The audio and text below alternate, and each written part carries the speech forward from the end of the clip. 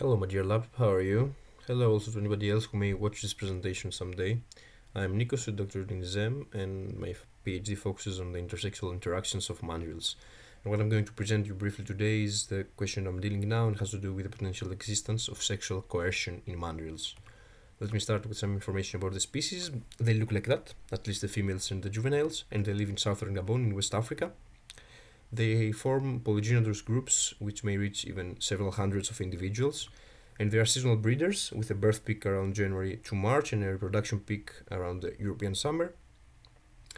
The core of the group consists of the females and the juveniles, while the males inflate arrive in the group just in the reproductive season, and this is where they compete severely for access to the females, and this has led to the evolution of extravagant coloration and sexual size dimorphism, with males being 3 to 4 times heavier than the females.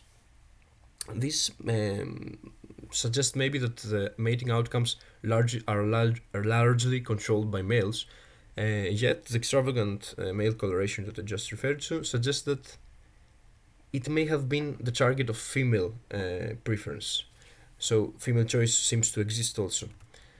Lastly, field observations suggest that females may retaliate against male aggression or even form collisions, let's say, to fight back male aggression or male strategies. So, what we want to test here is the way that the sex is acquired as a resource from males. So, if they bite or if they coerce females in order to get it. And our main hypothesis is that given that male mandrills rarely groom female mandrills, that the coercion hypothesis, the coercion is a more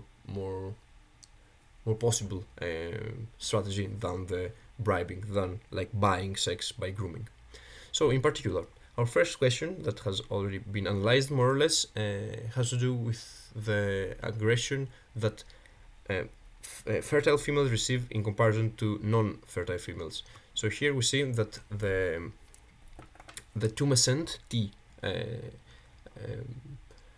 females receive, so the fertile females receive significantly more aggression than the females in different states, which is like lactating females, gestating females, and non-tumescent, so like a default phase, let's say, females. The second question has to do with the costs that females may have due to this aggression, and these costs are quantified as injuries. So we asked if there is a higher risk for injury for a cycling female than for a female in a different state, and again we see that the swollen females, the fertile females, have much more injuries than females in different states. However, we need to ask, and we have not done it yet, if these injuries of the females are actually a result of male aggression or a result of something else. And this we will do it by correlating, trying to see the correlation among the injuries and the aggression received.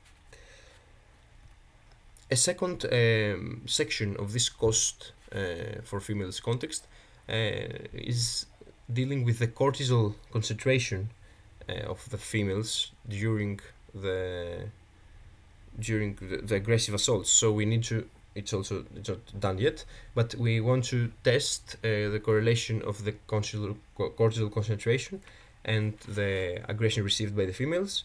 And of course we need also simultaneously to control for the season, as the season is maybe a factor that raises the cortisol concentration. In particular, in reproductive season, the cortisol of the females is raised. Finally, the last main question is dealing with the males, and in terms of reproductive success, we need to see if the copulation of a dyad, of like a pair of mandrills, is time coupled with the aggression in this pair. So if the male directs aggression towards the female, if this raises its possibility for the female to mate with its aggressor, let's say.